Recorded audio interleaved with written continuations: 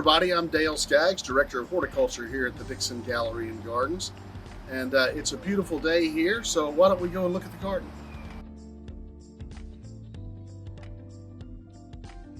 Space behind me here is the Memphis Garden Club cutting garden, and I think in 2009 we planted the cutting garden full of tulip bulbs, and we were really excited about the prospect of having all these blooms early in the season. Usually this garden takes shape later in the summer, but we were amazed at the response to all the tulips blooming in the cutting garden.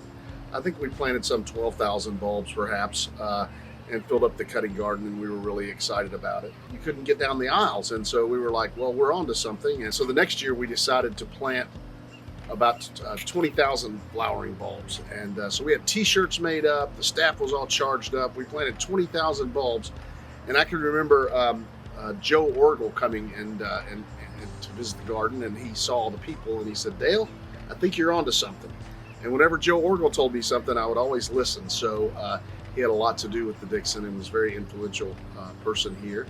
And so he said, plant more bulbs. So from there we went on to plant more and more, but we didn't have t-shirts printed up again, but we're up to, we planted as many as 250,000 spring flowering bulbs here at the Dixon. And it's become a rite of spring here in Memphis, and people love to come and see the flowers. I would like to think that people come to see the collections and the beautiful gardens, and they do, but nothing brings them out like the tulips. If you plant them, they will come. Many people think that the tulip is native to the Netherlands. The tulips that we see today that are commercially grown grow exceptionally well in the Netherlands, and they also grow in the Skagit Valley in Washington. Those are two places where we can really successfully commercially cultivate the tulip bulbs. But I wanted to mention this little species tulip. So this is a wild tulip. This is a selection of a wild tulip with a good Memphis name. It's called Honky Tonk.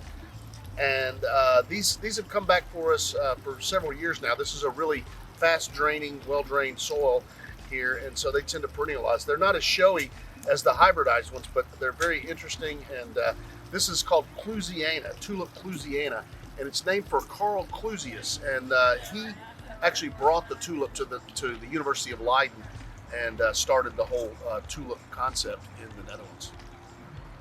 So one of the things that's a real trend in tulips right now are these blends, and so we like to blend tulips. Not only do you get a longer bloom season, you can plant, there's three types: early tulips, mid tulips, and late tulips.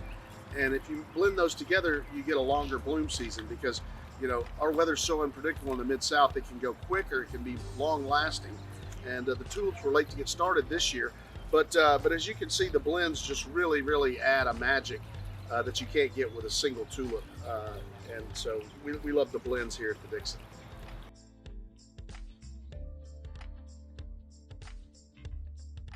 The cutting garden is one of the sunniest spots at the Dixon, where we cultivate a lot of tulips in the sun, but they actually do really well in the shade also, and they stay a little cooler and probably last a little longer in the shade. Let's go into the Woodland Gardens and see what we've done there. Here we are in the Elizabeth Manugian Woodland Garden, and we actually plant tulips in the shade. The tulips we're not trying to cultivate here. Their flowers are already set in the Netherlands. So when we plant the bulbs, we're planting a pre-packaged flower. So we don't have to let these plants absorb sunlight and build up energy for the next year. Many people don't realize that after these flowers bloom and they're done, spent, we pull them up and we compost them. We only need one shot of flowers. They're almost as ephemeral as fireworks. But anyway, we put them in the Woodland Gardens, and they last longer because they're in the shade, so it stays just a little bit cooler. And here in the Woodland Gardens, we do big swaths. So we have a serpentine swath that runs through the Woodland Garden that is really attractive, and it gives us the most bang for our buck. It's a lot of real estate to cover here, and so this is a good idea for any kind of plantings. But we find that the red and the orange colors really sing in the Woodland Gardens and really don't get lost in all the foliage. So the red really pops out. It's a real crowd pleaser here at the Dixon in the Liz Manugian Woodland Garden.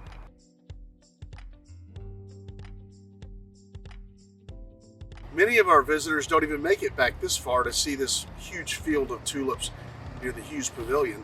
A lot of people are just taken by the beauty of the cutting garden, but I would encourage you to wander around on the entire 17 acres to see the little pockets of beauty that we planted they're pleasant surprises. This is one of our favorites here at the Dixon. This is Tom Pounce, and it's named for a dessert that's served on King's Day in the Netherlands. But it's really nice because the flower color changes. It's a softer, more pastel color, and then it goes into more of a robust pink as it ages. So it's a very nice tulip bulb that we really covet here at the Dixon.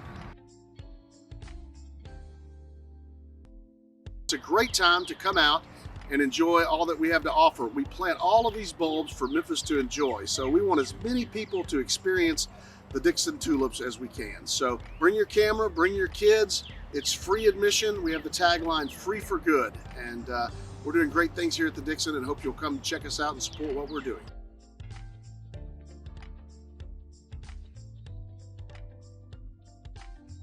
I just must say it's magical. It's kind of like fine wine. You have to actually experience the tulips to understand what this is all about. This video is brought to you in memory of our dear friend, Anthony Cole.